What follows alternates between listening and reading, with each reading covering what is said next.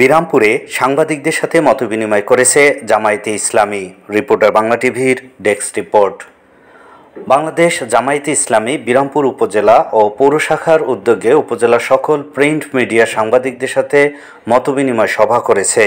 শুক্রবার 4 অক্টোবর সকাল 8:30টায় দিনাজপুর জেলার বিরামপুর উপজেলার স্বনামধন্য শিক্ষা প্রতিষ্ঠান বিরামপুর আদর্শ হাই স্কুলের হল রুমে বিরামপুর পৌর শাখার সভাপতি সাখাওয়াত হোসেনের সভাপতিত্বে মতবিনিময় সভায় উপস্থিত থেকে বক্তব্য রাখেন কেন্দ্রীয় জামাতের শূরা সদস্য ও দিনাজপুর দক্ষিণ এর সাংগঠনিক জেলা আমির আনোয়ারুল ইসলাম, কেন্দ্রীয় জামাতের শূরা সদস্য ও দিনাজপুর জেলা নায়েবে আমির ডক্টর মুহাদ্দিস এনামুল হক, বিরামপুর উপজেলা আমির মকসেদ আলী, সেক্রেটারি আবু হানিফ সহ জামায়াতের উপজেলার বিভিন্ন অঙ্গ সহযোগী সংগঠনের নেতাকর্মীরা উপস্থিত ছিলেন। এ সময় সাংবাদিকদের কাছে শুধু সত্যটুকু তুলে ধরার আহ্বান জানিয়ে কেন্দ্রীয় জামায়াতের শূরা সদস্য ও দিনাজপুর দক্ষিণ সাংগঠনিক জেলা আমির আনোয়ারুল ইসলাম রিপোর্টার বাংলা টিভিকে বলেন, বিগত সময়ে আপনারা সরাসরি সত্য তুলে ধরতে বাধাগ্রস্ত হলেও অনেকেই বিভিন্ন কৌশলে তা প্রকাশ করেছেন।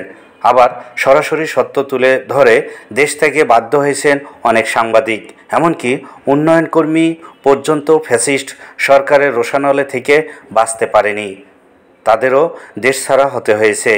এ সময় আরও বলেন, গত প্রায় 17 বছর বাংলাদেশের সবচেয়ে নির্যাতিত রাজনৈতিক দল ছিল জামায়াতে ইসলামী।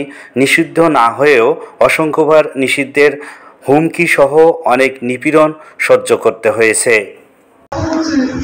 আমরা 15 বছরের সাংবাদিকতা করতে চাই, মানে এর যেভাবে রোষানলে করছি দেওয়া হয়েছে। এমনি একটি সংগঠন যে সময় দীর্ঘদিন থেকে এই পৃথিবীর পরিবেশের সাথে সংগ্রাম পরিচালনা করে আসছে, দীর্ঘ 15.5 বছর পর কথা বললেন অনেকজন দূষিত। এই দূষণ এক জায়গায় করে এটা কি আপনারা বা এটা বৈষম্য আন্দোলনকারীরা আজকে আমরা আপনাদের সামনে খোলামেলা কথা বলছি। আলহামদুলিল্লাহ, আমার মনে হয় ওই সময় আপনাদেরকে দেখলে আপনারাও আসতেন। আর যদি চিঠিতে লেখা থাকতো আনোয়ারুল ইসলাম, আপনারা সরি বলতেন, আমি ঠিক বানাই বললাম, ওটা ঠিক কিনা পারতেন? সম্ভব না। আপনারাও জুলুমের শিকার হতেন। যে আনোয়ারুল ইসলাম প্রধান অতিথি, আর সেইখানে আপনারা এসেছেন, আপনাদের কি হবে আপনারাও নিশ্চিত জানতেন।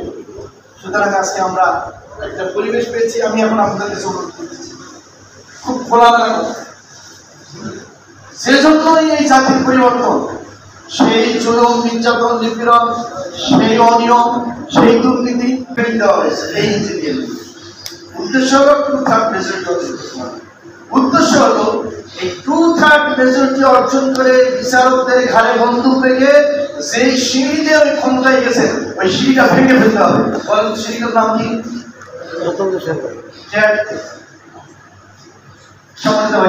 তারপরে 14 সালের নির্বাচন সংগ্রাম করার নাম। আমাকে 13 সালের মধ্যভাগে রমজান মাসে আমাকে জেলখানায় নেওয়া হবে। আপনাদের